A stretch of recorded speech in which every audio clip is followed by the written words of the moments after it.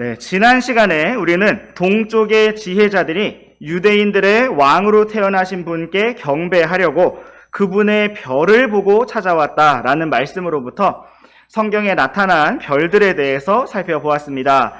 우리 주 예수 그리스도께서는 빛나는 새벽별이시며 우리가 영원 무궁토록 경배할 유일한 별이십니다. 오늘도 우리가 오직 주 예수님만을 주목하고 오직 주님만을 경배하는 복된 날이 되기를 원합니다. 오늘도 계속해서 마태복음 말씀을 살펴보도록 하겠습니다. 먼저 우리 함께 마태복음 2장 1절부터 3절까지 말씀을 읽어보도록 하겠습니다. 한편 헤롯 왕 시대에 예수님께서 유대의 베들레헴에서 태어나심에 보라, 동쪽으로부터 지혜자들이 예루살렘으로 와서 이르되 유대인들의 왕으로 태어나신 분이 어디 계시냐? 우리가 동쪽에서 그분의 별을 보고 그분께 경배하러 왔노라 하니, 헤롯 왕이 이 일들을 들을 때에 그와 또 그와 함께하는 온 예루살렘이 소동하였더라. 네, 마태복음 1장 말씀이 다윗의 자손이시오 아브라함의 자손이신 주 예수 그리스도의 계보를 기록하고 있다면, 마태복음 2장 말씀은 주 예수님의 탄생과 함께 일어난 일들을 기록하고 있습니다. 동쪽의 먼 나라에서부터 지혜자들이 등장하였고 평온하던 예루살렘 땅에는 소동이 일어났습니다. 정작 유대인들은 전혀 알지도 못하고 신경을 쓰고 있지도 않았던 메시아의 탄생 소식을 먼 동쪽에서부터 온 이방인들이 와서 전해준 셈이 되었습니다. 왕들의 왕이 태어나신 것을 유대인들이 이방인들에게 전했어야 할 것인데 그 반대가 되었습니다. 우리는 전에 베들레헴 주변의 들판에서 양들과 함께 있던 목자들에게 주의 천사가 나타났던 장면을 살펴본 적이 있습니다. 천사는 목자들에게 온 백성을 위한 큰 기쁨의 좋은 소식을 가져왔다고 하였습니다. 이처럼 메시아 그리스도께서 이 땅에 태어나셨다는 것은 참으로 큰 기쁨의 좋은 소식이었습니다. 그런데 이러한 동일한 소식을 들었던 헤롯 왕과 예루살렘 사람들은 마태복음 2장 3절 말씀과 같이 소동하였습니다. 여기에서 소동이라는 단어를 영어로 보시면 프린트에도 적어드린 것처럼 트러블이라고 되어 있습니다. 트러블이라는 말을 영어 사전에서 찾아보면 문제, 곤란, 골칫거리, 또 이 말씀과 같이 소동이라고 되어 있습니다. 이처럼 주 예수님의 탄생 소식이 어떤 사람들에게는 문제가 되고 곤란한 상황이 되며 골칫거리가 되었다는 것입니다. 또 우리는 이후에 유대인들이 주 예수님의 복음을 선포하는 사도 바울과 형제들을 가리켜서 세상을 뒤집어 엎은 이 자들이라고 부른 것을 볼 수가 있습니다. 이처럼 십자가를 선포하는 것이 멸망하는 자들에게는 어리석은 것이지만 구원받은 우리에게는 하나님의 권능이 됩니다. 동일한 진리, 동일한 소식, 동일한 말씀이 누군가에게는 생명과 힘이 되지만 또 다른 누군가에게는 트러블이 되고 문제가 되는 것을 볼 수가 있습니다. 오늘 우리는 한 교회, 한 예배당, 한 말씀 앞으로 모였습니다. 우리가 오늘 기쁜 소식의 말씀을 듣는다면 참으로 그 말씀으로 기뻐할 수 있기를 원합니다. 또 오늘 우리가 책망과 바로잡는 말씀을 듣는다면 참으로 주님 앞에 바로 잡히기를 원합니다. 오늘 우리가 소망의 말씀을 듣는다면 말씀에 따라 주님의 약속들을 소망할 수 있기를 원합니다. 주님께서 말씀하신 그대로 우리가 그 말씀들을 듣고 받으며 참되게 주님을 바라볼 수 있기를 원합니다. 이제 우리 함께 프린트의 내용을 참조하시면서 이방인들의 등장이 어떻게 유대인들에게 표적이 되었는가 하는 내용을 살펴보도록 하겠습니다. 하나님께서는 이스라엘 자손이 주님의 말씀 안에서 걷지 않을 때 이방 민족들을 사용하셔서 그들을 치시고 또 징계하시며 말씀하시겠다고 계속해서 말씀해 오셨습니다. 우리는 사사기 말씀에서 그리고 이스라엘의 역사 속에서 이러한 일들이 반복적으로 일어난 것을 볼 수가 있습니다. 우리 함께 신명기 28장 말씀으로 가셔서 신명기 28장 먼저 46절 말씀을 함께 보시겠습니다. 시작. 그것들이 너와 내 씨에게 영원토록 표적과 이적이 되리라. 네, 이 말씀은 모세가 이스라엘의 새로운 세대, 새로운 자손에게 선포한 말씀을 기록하고 있습니다. 모세는 여기에서 이스라엘 자손들에게, 당시의 이스라엘 자손들, 그리고 그들의 씨에게 영원토록 표적과 이적이 될 것에 대한 그 무엇인가를 말씀해 주었습니다. 표적은 영어로 사인이라고 되어 있는데 이것은 다른 말로 표시, 신호라는 뜻입니다. 초록색 신호등이 우리에게 가라는 표시이고 빨간색 신호등이 멈추라는 표시인 것처럼 하나님께서 이스라엘 자손들에게 무엇인가를 보여주시는 신호와 표시가 되는 것을 바로 표적이라고 부르고 있습니다. 그것은 어떠한 초자연적인 현상, 기적적인 일들일 수가 있고 성경 말씀에 미리 기록해 놓으신 어떠한 일들이 일어나는 현재, 당시의 상황일 수가 있습니다. 그렇다면 하나님께서 모세를 통해서 이스라엘 자손들에게 대대로 영원토록 주신 표적이 무엇이었을까요? 먼저 우리 함께 신명기 28장 36절 말씀을 읽어보시겠습니다. 시작. 주께서 너와 또 내가 내 위에 세울 내 왕을 너나 내 조상들이 알지 못하던 민족에게 끌어가시리니 내가 거기서 다른 신들 곧 나무와 돌을 섬기겠고. 네, 이 말씀은 이스라엘 자손이 하나님을 온전히 섬기지 아니하고 우상들을 섬길 때 일어날 일들을 예언해주고 있습니다. 하나님께서는 그들이 알지 못하던 다른 민족에게 끌려가 포로가 될 것이라고 말씀하셨습니다. 이처럼 하나님께서 주시는 경고의 말씀 속에 다른 민족이 등장하고 있는 것을 볼 수가 있습니다. 또한 우리 함께 43절 말씀도 보시겠습니다. 시작. 내 안에 있는 타국이는 너보다 훨씬 높게 되고 너는 매우 낮게 될 것이며. 네, 이 말씀도 동일하게 이스라엘 자손이 잘못된 길을 갈 때 일어날 일을 기록해 주고 있습니다. 하나님께서는 그들 가운데 거하는 타국인, 즉 이방 민족의 사람이 그들보다 훨씬 높게 될 것이라고 말씀하셨습니다. 이러한 이방인들과 관련된 일들이 바로 하나님께서 그들에게 주신 표적이었다는 것입니다. 또한 우리 함께 49절과 50절 말씀도 번갈아서 읽어보시겠습니다. 주께서 너를 대적하려고 독수리가 날듯 빨리 움직이는 한 민족을 멀리 땅끝에서 데려오실 터인데 이 민족은 내가 그 언어를 알아듣지 못하는 민족이요. 노인을 중히 여기지 아니하고 어린 것에게 호의를 베풀지도 아니하는 용모가 흉악한 민족이니라. 하나님께서는 이스라엘 자손이 잘못된 길을 갈 때 이러한 말씀들과 같이 다른 민족을 등장하게 하셔서 그들을 치시겠다고 경고하셨습니다. 특별히 우리는 여기에서 그 언어를 알아듣지 못하는 민족이라고 말씀하신 표현을 볼 수가 있습니다. 이처럼 이스라엘 자손들에게 다른 언어를 사용하는 다른 민족의 등장은 하나님께서 그들에게 무엇인가를 말씀하시는 표적이었습니다. 이러한 표적은 모세의 시대로부터 이스라엘 자손에게 영원히 주어진 하나님께서 그들에게 말씀하시는 표적이었습니다. 이러한 맥락에서 동쪽의 지혜자들, 즉 이방인들이 와서 유대인들의 왕으로 태어나신 분을 찾았다는 것은 그들이 할 수만 있었다면 알아보고 알아들을 수 있었던 하나님께서 그들에게 말씀하시는 표적이었습니다. 이러한 표적은 모세를 통해서만 주어진 것이 아니었습니다.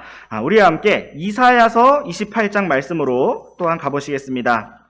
신명기 28장에서 이사야서 28장 말씀으로 가보시겠습니다. 이사야서 28장 11절 말씀을 우리 다 함께 읽어보시겠습니다. 시작. 그러므로 그분께서 더듬는 입술과 다른 언어로 이 백성에게 말씀하시리라. 네, 하나님께서는 이스라엘 자손에게 더듬는 입술을 통해서 그리고 다른 언어로 말씀하시겠다고 예언해 놓으셨습니다. 이처럼 구약 성경은 이스라엘 자손이 다른 민족의 등장에 대해서 주의를 기울여야 한다는 사실을 여러 번 언급해 놓았습니다. 그 이유는 바로 그것이 하나님께서 그들에게 말씀하시는 표시와 신호였기 때문입니다. 그런데 이러한 원리는 오늘날 이 시대에도 우리 성도들에게도 동일하게 적용될 수가 있습니다. 우리 함께 고린도전서 1장 18절 말씀으로 가보시겠습니다. 시작. 이는 십자가를 선포함이 멸망하는 자들에게는 어리석은 것이지만 구원받은 우리에게는 하나님의 권능이기 때문이라. 또한 우리 함께 21절 말씀도 바로 함께 읽어보도록 하겠습니다. 21절 말씀입니다. 시작. 하나님의 지혜에 있어서는 세상이 지혜로 하나님을 알지 못하였으므로 하나님께서 복음 선포에 어리석은 것으로 믿는 자들을 구원하시는 것을 기뻐하셨도다. 아멘. 이 말씀은 하나님께서 이 땅을 향해 어떻게 위대한 복음의 말씀을 선포하시는가를 보여주고 있습니다. 하나님께서는 십자가를 선포하는 어리석은 방식으로 믿는 사람들을 구원하시기를 기뻐하셨습니다. 오늘날 어떤 사람들은 놀라운 현상과 뛰어난 기술로 효과적인 말솜씨로 복음을 잘 전하고 진리를 잘 전해야만 한다고 생각합니다. 그래야 더 많은 사람들이 믿고 그래야 더 많은 사람들이 구원받을 것이라고 생각합니다. 그러나 성경은 무엇이라고 말씀하고 있습니까? 십자가를 선포하는 복음 선포의 어리석은 방식으로 마치 더듬는 입술이라고 표현된 이사야서 말씀과 같이 매우 단순하게 전해지는 그 말씀 자체를 믿는 자들을 구원하시는 것을 하나님께서 기뻐하신다고 말씀하고 있습니다. 또한 우리와 함께 고린도전서 2장 3절부터 5절까지 말씀 번갈아서 읽어보시겠습니다. 내가 약하고 두려운 가운데 몹시 떨면서 너희와 함께 있었으며 또 나의 말과 나의 복음 선포를 사람의 지혜에 유혹하는 말들로 하지 아니하고 성령과 권능을 실증함으로 하였으니 이것은 너희 믿음이 사람들의 지혜 안에 서지 아니하고 하나님의 권능 안에 서게 하려 함이라. 아멘. 사도 바울은 복음을 선포하고 말씀을 전할 때마다 사람의 지혜에 유혹하는 말들로 하지 아니하고 성령과 권능을 실증함으로 하고자 하였습니다.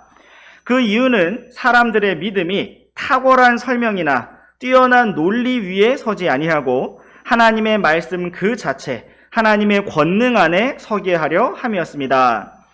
사도 바울은 고린도 성도들로부터 말이 형편없다는 평가를 받았습니다.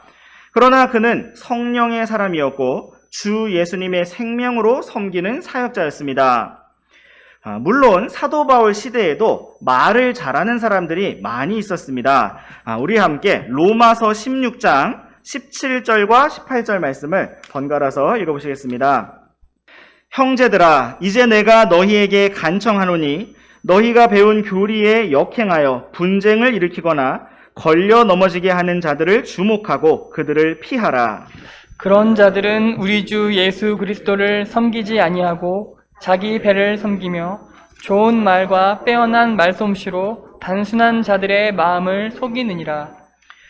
네, 여기에서 우리는 사도 바울 시대에 있었던 말 잘하는 사람들을 볼 수가 있습니다.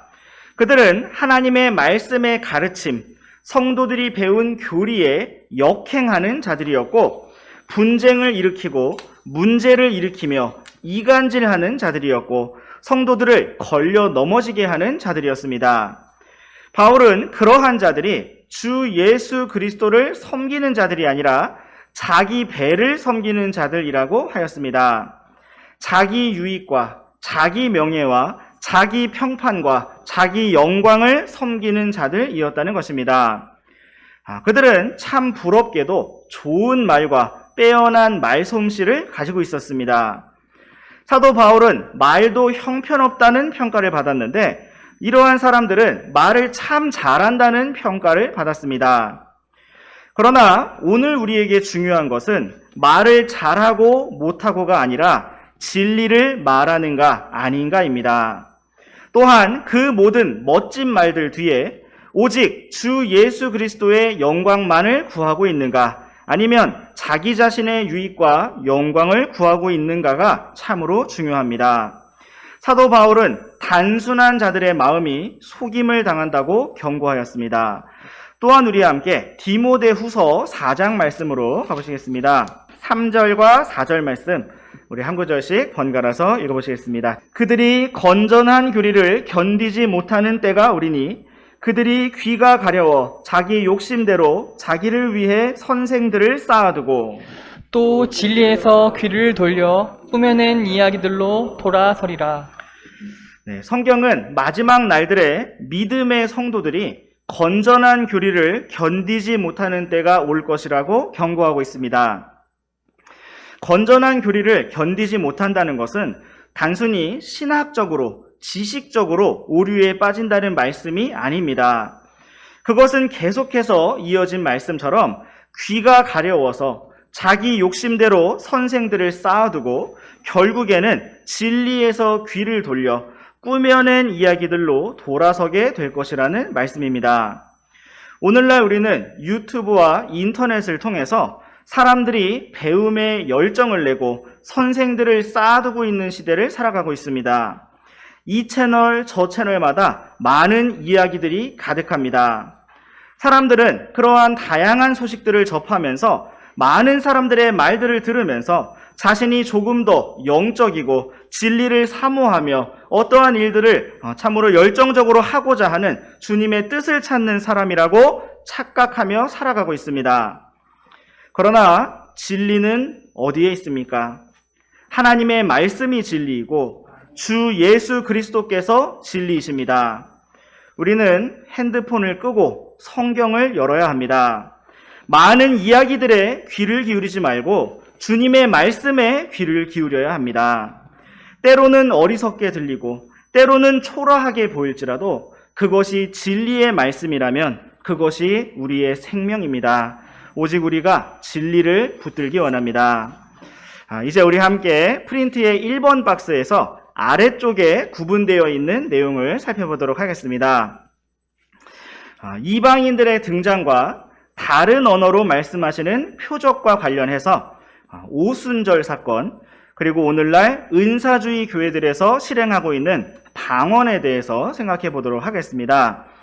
먼저 우리는 오순절날 나타난 것은 오늘날 은사주의 교회들에서 알아들을 수 없는 말로 소리치는 시끄러운 소리들이 아니라 다른 민족의 정확한 언어였음을 볼 필요가 있습니다.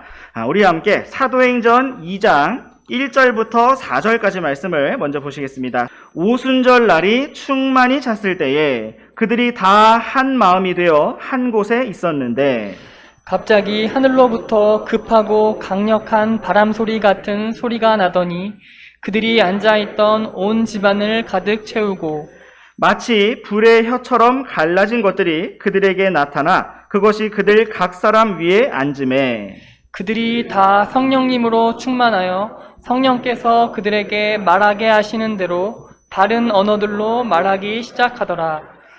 네, 이 말씀은 오순절날 주 예수님께서 약속하신 위로자 성령님께서 제자들 위에 임하신 사건을 기록하고 있습니다. 오늘날 은사주의 교회에서 집회를 인도하시는 분이 입으로 쉬 소리를 내면서 마치 2절 말씀에 나타난 강력한 바람 소리를 입으로 재현하는 것을 볼 수가 있습니다. 그러나 성경은 급하고 강력한 바람 소리가 났다고 기록하고 있지 그렇게 입으로 바람 소리를 내라고 말씀하고 있지 않습니다.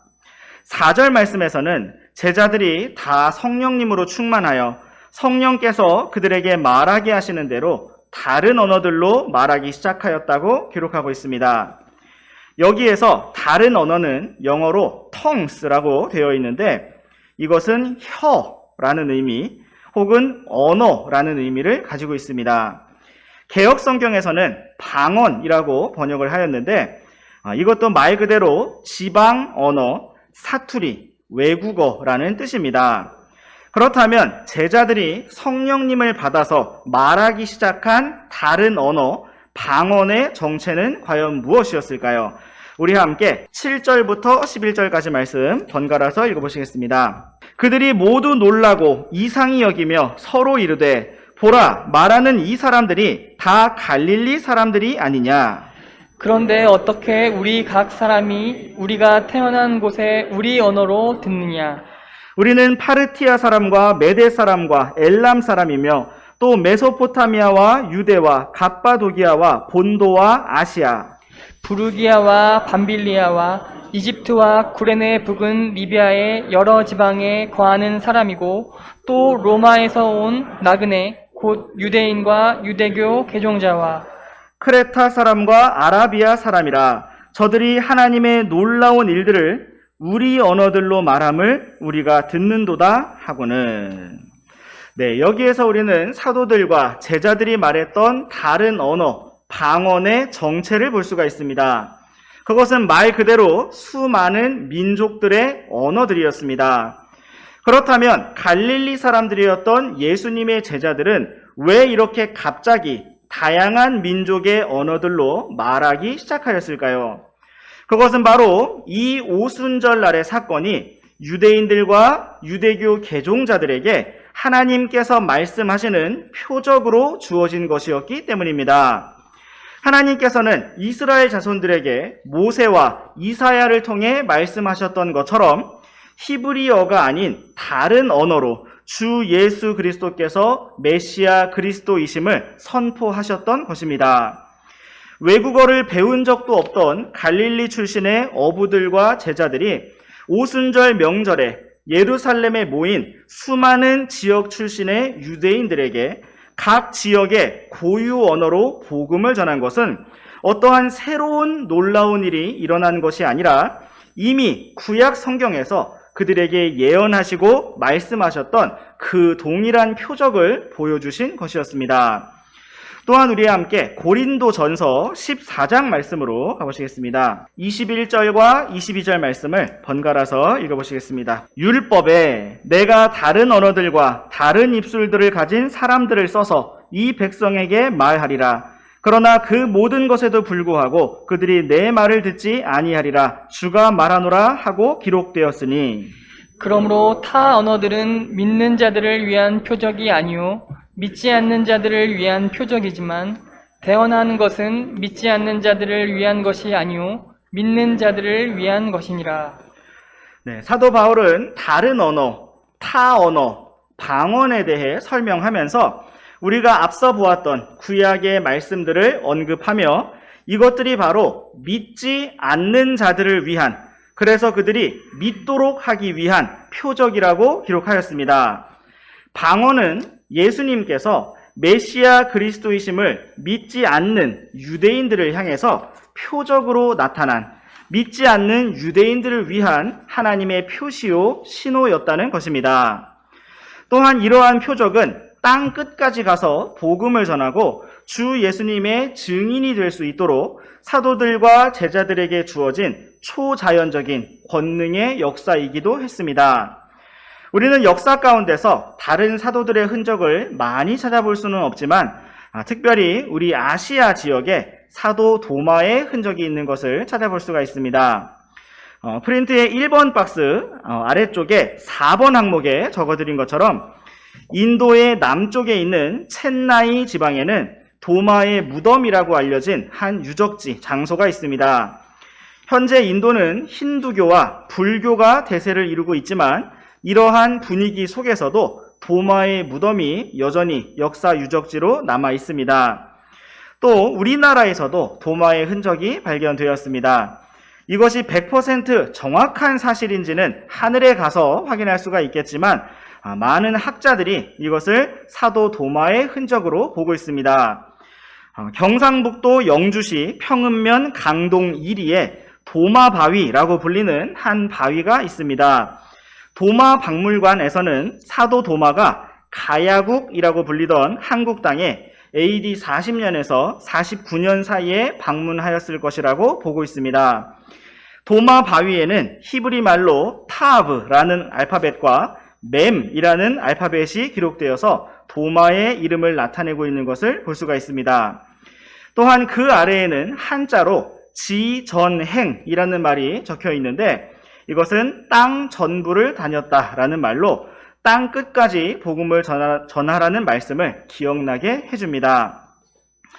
또 한쪽에는 오랜 세월이 지나 너무나 흐릿하긴 하지만 프린트에 적어드린 것처럼 야소화왕 인도자라는 한자가 적혀 있습니다.